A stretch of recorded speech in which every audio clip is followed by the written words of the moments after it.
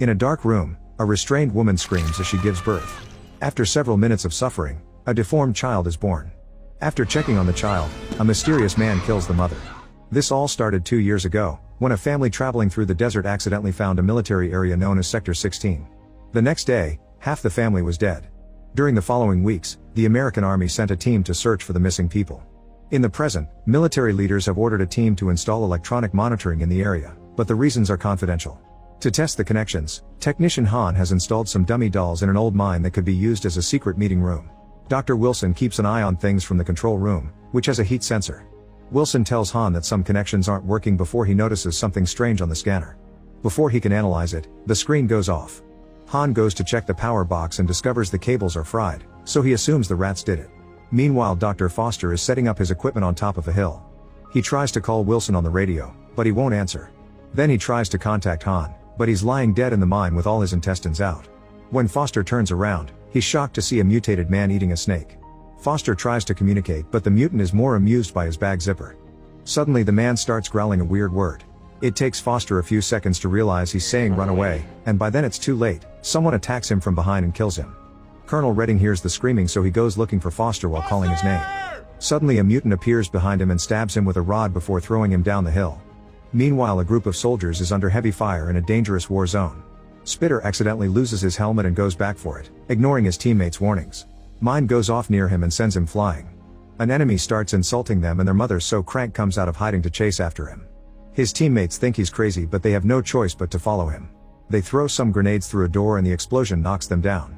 A baby doll falls next to them and a mother appears crying for her child. Napoleon tries to apologize to her, only for the woman to reveal a bunch of grenades under her clothes. She says kaboom to represent the explosion, revealing this is just a training exercise and they aren't in a real war. Afterward, Sergeant Jeffrey scolds the whole team for acting like morons.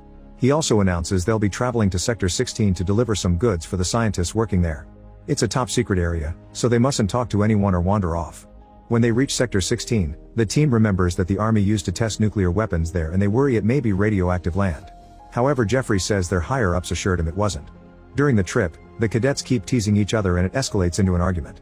Crank gets angry and almost throws someone off the truck, so the others have to call him down. When they finally reach the scientists' camp, they don't find a single person. They try the radios, but there's no answer. They don't notice someone watching from behind the rocks. Crank opens the door to the mine and is startled by a bunch of bats flying out. They find a satellite phone, however it's been destroyed. Suddenly a truck radio receives a transmission from a man asking for help. He says he's up the hill, but before he can add more details, the call ends. At that moment the team sees a signal mirror on the hill and Jeffrey announces that they're going on a rescue mission. Napoleon thinks it's a bad idea to leave without contacting the base first, so Jeffrey punishes him by making him guard the bathroom on one leg.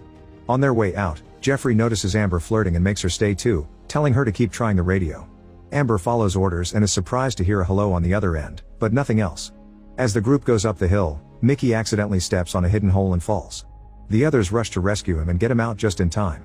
Throwing a rock into the hole tells them it must be around 100 miles deep or 100 years old. Mickey's ankle is injured, so Jeffrey sends him back to camp. Meanwhile, Napoleon enters the bathroom to relieve himself. Suddenly he hears a weird sound and a hand appears in the toilet to grab his leg. Napoleon screams and immediately comes out in panic. Amber is skeptical of his story and takes a closer look, only for a whole arm to appear in the excrement. Both cadets scream and close the door as a man climbs out of the toilet, asking for help. The soldiers take him out and discover it's Wilson, who has strange cuts on his trembling body. Wilson whispers they are here before he dies. Napoleon realizes someone cut him, so he would die slowly from an infection. After washing up, the duo tries to contact Jeffrey, but the radio is still useless. At that moment they see some smoke and are shocked to discover someone has set their truck on fire. Amber notices her rifle is missing and decides to go looking for her team to warn them, but Napoleon chooses to stay. After taking just a few steps, Amber hears a noise and suddenly a zombie jumps on her from behind. She tries to defend herself, but the mutant is much stronger and throws her down. Then Amber hits him with a rock, only for the mutant to attack back with a blade. As Amber dodges the blows, a bullet hits the mutant. It comes from Mickey hiding in the rocks. The mutant escapes by jumping into one of the mine holes. From a different hole, a hand reaches out and grabs Mickey's ankle, making him fall. Amber tries grabbing his arms, but the mysterious hand is pulling too hard. She grabs her gun, however she can't shoot because Mickey's body is covering the entire hole. Soon Napoleon arrives and tries to grab Mickey too, but it's too late. Mickey's body starts bleeding when the rocks break his leg, bending it until his body is squeezed enough to go through the hole and disappear. On the hills, Delmer is chosen to climb a high rock formation to continue the search. He almost slips off but, thankfully makes it to the top. Meanwhile Missy separates from the group to look at a message from her son on her phone. Suddenly she hears a noise and is startled by someone touching her shoulder, but it's just her teammate announcing they're moving. After walking for a while, they find a shoe on top of a rock. Nearby, they discover Foster's body with his wallet stuck inside his head injury. Getting worried about an enemy, Spitter tries to contact the camp, but their friends won't answer. After a few tries they hear Redding, who only says a sentence before the call ends again. Missy points out that's not the same voice they heard in the previous call. The team keeps moving, hearing strange noises among the rocks. Suddenly a mutant tries attacking Spitter, hitting his backpack instead. Spitter responds by opening fire, so the mutant runs to the top of the hill and throws a rock at him. Panicking, Spitter continues to shoot without thinking and accidentally hits Jeffrey multiple times while the mutant escapes. The team tries to help him but Jeffrey still dies. When Amber and Napoleon arrive, they have to tell them about Mickey too. After wrapping Jeffrey's body in a blanket to carry him, the team starts making their way back. Delmer sees someone moving on top of the rocks but ignores it to avoid trouble. When it's time to climb down, Spitter goes first while carrying the body. At first it goes well, but suddenly the rope breaks and Spitter falls to his death. Crank blames Napoleon for making a bad knot, however Delmer notices that the rope was cut. They also discover that all their spare ropes are gone. The team starts looking for a path that can take them down safely, but they only find dead ends. When they hear another noise, they follow it until they find Redding, who is barely alive. They try to take care of his wounds but Redding snaps at them and laughs. Then they hear screaming in the distance and everyone gets ready to shoot. When they turn around, they find Redding standing with a gun in his hand. He explains that there are humans living in the mines who have mutated because of the radioactive activity that happened during the old experiments. These mutants kill all men but keep women for breeding. The team asks how to leave and Redding answers by self-deleting. Minutes later, Missy sits with Amber and shows her a video of her son. A mutant appears behind them and Missy yells now because this is a trap. The guys open fire and quickly shoot the mutant to death. Afterward Missy moves behind a rock to relieve herself, not noticing the mutant behind her because his rock-like skin allows him to camouflage. He grabs her from behind and her screaming gets the others' attention. They run down a path and see the mutant taking her into the mines. When the team enters the mine too, Stump thinks this is a bad idea, so he leaves the cave and promises to come back with help. The group continues to search the mine, unaware of someone watching from the shadows. They find a dead end and Missy's phone on the ground. Using their flashlights, they realize some metal sheets are covering a tunnel, so Delmer slides down and kicks the rocks blocking it to reach the lower level. Seeing it safe, the rest of the team slides down too. Amber freaks out when a spider appears on her arm but she manages to make it through. Meanwhile Stump is going down the hill when he hears someone nearby. Rocks start falling around him as he continues to hear the creepy noises. After dodging them, a nervous Stump decides to climb down without a rope. It's very dangerous so he has to move slowly. Midway, he finds a tunnel in the wall and calls for his friends, but nobody answers. When he tries to leave, a mutant appears in the tunnel and cuts his hand to make him fall to his death. In the mine, the team follows a breeze that takes them to a hole in the wall. They look out and see their dead friends, which means this is where the mutant cut the rope. The next tunnel is filled with water, so they can't see the ground well. Amber decides to save a bullet in her pocket in case she needs to self-delete in an emergency. She accidentally steps into a pit and when Napoleon tries to grab her, he falls to the next level too. The water drains through the pit and Crank and Delmer look down to confirm his friends are alright. They have no choice but to keep moving in two groups. The mutant holding Missy is down there, but he hides before they can see him. Delmer and Crank find their path blocked by another hole. Crank decides to make a big jump but he barely manages to hold on to the other side. As he starts to slip, Delmer also jumps and actually makes it. Then he brings Crank up. On this side of the hole there's a beam that they use to go down safely. In a room full of dusty objects, the mutant drops Missy and says he wants Mama Pretty. Missy spits on his face and the furious mutant calls her a slur before throwing her on the bed. She tries to defend herself but he strikes her down. He tastes her blood and calls it sweet before inserting his tongue into her mouth. Missy bites a piece of tongue off and kicks the mutant in the groin, then she tries to run away.